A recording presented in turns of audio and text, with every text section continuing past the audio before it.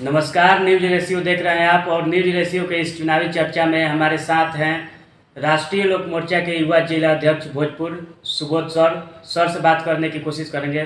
स्वागत है sir news ratio में। बहुत बहुत धन्यवाद आपको और आपको आपके सुनने वाले दर्शकों को। आगामी विधानसभा चुनाव है सर, तैयारी चल रही है राष्ट्रीय लोक मोर्चा की? जी बिल्कुल, भोजपुर में 7 विधानसभा क्षेत्र हैं और सभी में राष्ट्रीय लोक मोर्चा काफ़ी मजबूती से तैयारी कर रही है और हम लोग उपेंद्र कुशवाहा के हाथों को मजबूत करते हुए राष्ट्रीय जनतांत्रिक गठबंधन एनडीए को हम लोग जिताने का काम करेंगे और 7 सीट जीतकर हम लोग 2025 में फिर से मुख्यमंत्री नीतीश कुमार को बनाने का कोशिश करेंगे। एनडीए में आजकल एक बहुत चर्चा जोरों शोरों पर चल रही है। माननीय मुख्यमंत्री जी के जो बेटे हैं निशांत जी, उनको राजनीति में एंट्री से काफ़ी एकदम राजनीति गर्मा गई है सर, क्या कहिएगा इस पर?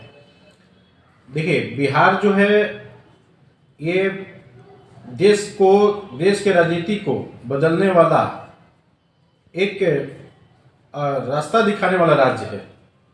बिहार वह राज्य है जो राम मनोहर लोहिया, कर्पूरी ठाकुर जैसे लोगों को उत्पन्न कर भारतीय राजनीति के दिशा और दशा को तय करने में मदद किया है। तो नीतीश कुमार की अगर व्यक्तित्व की अगर बात किया जाए तो राम मनोहर लोहिया जो समाजवाद के पुरोधा थे और उनके अग्रगामी कर्पूरी ठाकुर जी थे, जो आज भारत रत्न कर्पूरी ठाकुर हम लोग बोल सकते हैं। और कर्पूरी ठाकुर के अग्रगामी अगर कहा जाए कोई अगर आज के वर्तमान परिस्थिति में है समाजवादी चिंतक, तो वह है माननीय बिहार के मुख्यमंत्री नीतीश कुमार जी। मगर उनके बेटे जो हैं काफ़ी चर्चा चले, उनके द्वारा तो नहीं कहा गया है, पार्टी के युवाओं द्वारा कहा जा रहा है कि निशांत जी को आना चाहिए। तो क्या राम मनोहर लोहिया जी के विचारधारा के अधीन है या उनके पक्ष में ही होगा ये? देखिए, बिहार की राजनीति की अगर बात करें तो राजनीति एक ऐसा विषय है जो व्यक्तिगत है। कोई भी व्यक्ति राजनीति में आ सकता है, इसके लिए कोई ये चीज़ नहीं है कि वह उसका पृष्ठभूमि क्या है। अगर मान लीजिए कि एक बात मान लिया जाए कि नीतीश कुमार उनके पिता नहीं रहते, मुख्यमंत्री नहीं रहते, पिता रहते लेकिन मुख्यमंत्री नहीं रहते, तो क्या निशांत बिहार में नहीं आते? राजनीति करने का मन होता तो फिर भी आते, पिता मुख्यमंत्री रहे या न रहे। हाँ, रहे न रहे, लेकिन सवाल ये उठता है कि चूंकि इनके पिता मुख्यमंत्री हैं तो ऐसी स्थिति में कहीं ना कहीं एक जो परिवारवाद का जो मुद्दा बनकर उभरता है और समाजवादी हमेशा से परिवारवाद के विरोध करते आए हैं, तो ऐसी स्थिति में मुझे लगता है कि मुख्यमंत्री नीतीश कुमार के लिए बहुत बड़ी चुनौती होगी निशांत के मुद्दे पर बात करने। जदयू के एमएलसी बोल रहे हैं कि लालू जी में और नीतीश जी में अंतर ही नहीं रह जाएगा जब निशांत जी आएंगे राजनीति में। तो वही कहा जा रहा है ना, समस्या यहाँ पर यही है। समाजवादी विचारधारा पर अगर आप चलेंगे तो कहीं ना कहीं आप कर्पूरी ठाकुर को ही ले लीजिए। कर्पूरी ठाकुर के रहते हुए कोई भी उनका बेटा राजनीति में नहीं आ पाया। यहाँ तक यह भी कहा जाता है कि उनके बेटे को जब हार्ट अटैक आया था तो उन्होंने सरकारी खर्चे से इलाज कराना भी पसंद नहीं किया। वे कभी अपना एक घर भी मुख्यमंत्री रहते हुए भी नहीं बना पाए। तो ऐसी स्थिति में नीतीश कुमार जी के लिए तो चुनौती तो है, लेकिन किसी के अगर व्यक्तिगत मामला है, को राजनीति में आना चाहे तो आने के लिए वो स्वतंत्र है। अब जनता चाहेगी कि उसको आगे बढ़ाएं या नहीं बढ़ाएं। अगला विधानसभा का मुख्य मुद्दा क्या होना चाहिए? मुख्य मुद्दा विकास है और विकास एनडीए के नेतृत्व में काफ़ी अच्छे तरक्की कर रहा है बिहार। जो 2005-06 में बजट को अगर देखें 23,000 करोड़ रुपये था, आज के डेट में 3,16,000 करोड़ रुपये हो चुका है। तो आज इन 20 वर्षों में आप बजट को ही देख लीजिए या सड़क को ही देख लीजिए, कुछ भी देखिएगा तो आपको 20 वर्ष में एक है ना, दोनों के बीच में एक बहुत बड़ा है ना गैप दिखाई पड़ेगा। एनडीए सरकार में युवाओं को रोजगार मिल रहा है या नहीं मिल रहा है? रोजगार तब मिलेगा जब आपके राज्य का सड़क, बिजली, बैंकिंग व्यवस्था, व्यापारिक व्यवस्था और एक तरह से कह सकते हैं कि इंफ्रास्ट्रक्चर और संरचना मजबूत होगा तब। क्योंकि रोजगार तब ज़्यादा मात्रा में मिलेगा जब यहाँ पर फैक्ट्रियाँ होंगी, उद्योग धंधे होंगे। और उसके लिए सबसे जरूरी चीज़ होता है इंफ्रास्ट्रक्चर। और 1947 के बाद अगर देखा जाए बिहार में, तो इंफ्रास्ट्रक्चर पर जो काम इस समय जितना हो रहा है पहले कदापि नहीं हुआ था। और आप देख लीजिए बिहार के उत्तर से दक्षिण, पूरब से पश्चिम एक्सप्रेसवे का निर्माण हो रहा है, 4 लेन का निर्माण हो रहा है, बड़े बड़े पुल का निर्माण हो रहा है, और बिहार चारों तरफ से जुड़ रहा है। हाँ। कनेक्टिविटी में बिहार काफी हाँ आगे गया है। बिल्कुल, कनेक्टिविटी में, सड़क में अवसंरचना की बात करें तो पहले जो माननीय मुख्यमंत्री का लक्ष्य था कि 5 घंटे में बिहार के किसी भी कोने से राजधानी आना, तो अब वो लक्ष्य बदलकर हो गया 3 घंटा। 3 घंटा बदलकर आने का मतलब क्या हुआ कि अब जो सड़क जो थी 2 लेन का, अब वो 4 लेन में कन्वर्ट हो रहा है, और 4 लेन वाला जो है वो एक्सप्रेसवे में कन्वर्ट हो रहा है। तो जब तक ये सप्लाई लाइन के लिए सड़क की जो अवसंरचना है वो मजबूत नहीं होगी, तब तक हमारे राज्य का जो व्यापारिक गतिविधियां हैं, औद्योगिक गतिविधियां हैं, है ना, बैंकिंग गतिविधियां हैं, या पर्यटन की बात कर ले, उसमें वृद्धि नहीं होगा। और ये सब पर एनडीए सरकार काम कर रही है।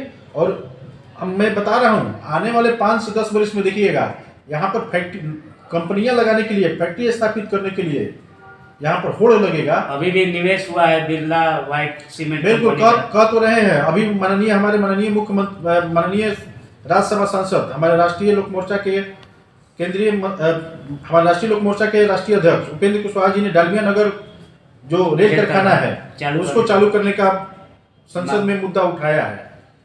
तो सड़कें आएंगी तो अपने आप सारा व्यवस्था बन जाता है, व्यवस्था बनाना नहीं पड़ता है, व्यवस्था अपने आप बन जाता है जब आपके पास सारी सुविधाएं होंगी तब।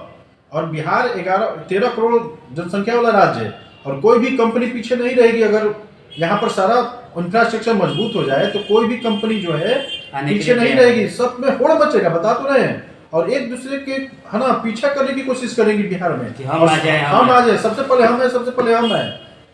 और देखिएगा आने वाले दिनों में बिहार काफी तेजी से प्रगति अभी भी कर रहा है। अगर 28वें राज्यों में अगर बात करें तो सबसे अधिक कोई, है ना, प्रगति करने वाला राज्य है, आर्थिक वृद्धि दर्ज करने वाला राज्य तो बिहार है। और आने वाले दिनों में और देखिएगा बिहार काफी तेजी से बढ़ेगा और सबको रोजगार मिलेगा।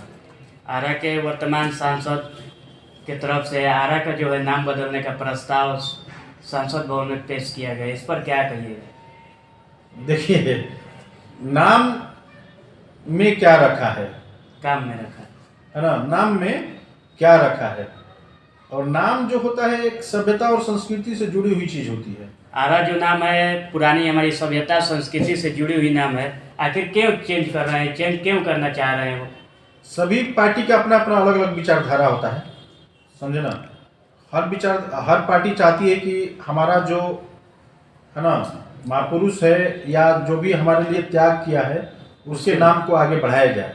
और उसी के परिप्रेक्ष्य में, संदर्भ में है ये नाम बदलने से बलिदान आगे थोड़ी बढ़ेगा। नाम बदलने से लोग थोड़ी जान जाएंगे। जो महापुरुष है, जिसने समाज के लिए, राज्य के लिए या गरीबों के लिए, शोषित वंचित तबकों के लिए जिसने आवाज उठाया, जिसने अपना सर्वस्व त्याग किया, उसका विचारधारा कभी चेंज नहीं होगा।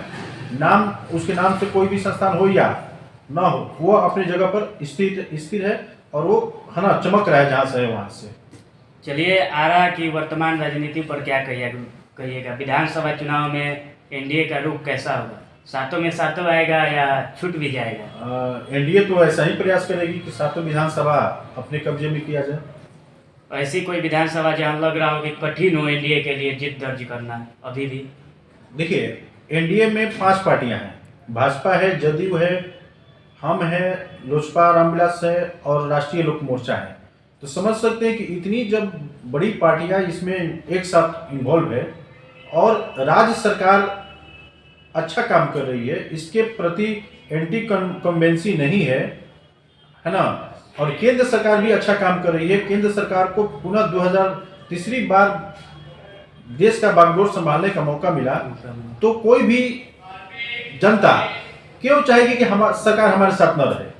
तो जिसका केंद्र में सरकार रहेगा, जिसका राज्य में सरकार रहेगा, वो वहाँ की जनता ये सोचेगी कि हम हमेशा, है ना, केंद्र सरकार के साथ रहे, ताकि उसका योजनाओं का लाभ सही तरीके से हमको मिल सके। तो पुनः जिसकी सरकार केंद्र में है उसी के सरकार अपने राज्य में बनाना चाहेगी, ताकि योजनाओं का लाभ अधिक से अधिक मिल सके। कार्यकर्ता में गठजोड़ है या फिर लोकसभा चुनाव जैसा स्थिति तो नहीं है? तरारी में काफ़ी आप लोग घूमे थे। तो देखे ना, लोकसभा का परिणाम तरारी में देखा गया, तरारी में हम लोग जीते ना। तो मेहनत रंग लाए तरारी। बिल्कुल बिल्कुल। हर देखिए, गलतियां होती है तो गलतियों से सीखा भी जाता है। तो जो लोकसभा में गलतियां हुई थी उसको है ना दोहराव नहीं करना है। गलती से जो सीखे है ना उसको इंसान कहा जाता है। इंसान से गलतियां होती है, लेकिन गलती पर जो गलती करे वो समस्या होती है। तो यहाँ पर एनडीए ने अपनी गलती को सुधारा है और भोजपुर जो है आने वाले विधानसभा में 2025 में 7 विधानसभा सीट जीतकर 2025 में फिर से नीतीश कुमार को हम लोग मुख्यमंत्री बनाने की कोशिश करेंगे। आप लोग कितने सीटों पर चुनाव लड़ेंगे? क्या आप लोग की पार्टी की मजबूती के अनुसार आपकी पार्टी को सीटें उठे पर चर्चा? ये तो हम लोगों का मुद्दा नहीं है और हमारे हाथों में नहीं है। ये राष्ट्रीय अध्यक्ष हमारे पार्टी के उपेंद्र कुशवाहा जी तय करेंगे। धन्यवाद। देखते रहिए न्यूज रेशियो। बहुत बहुत धन्यवाद सर जुड़ने के लिए।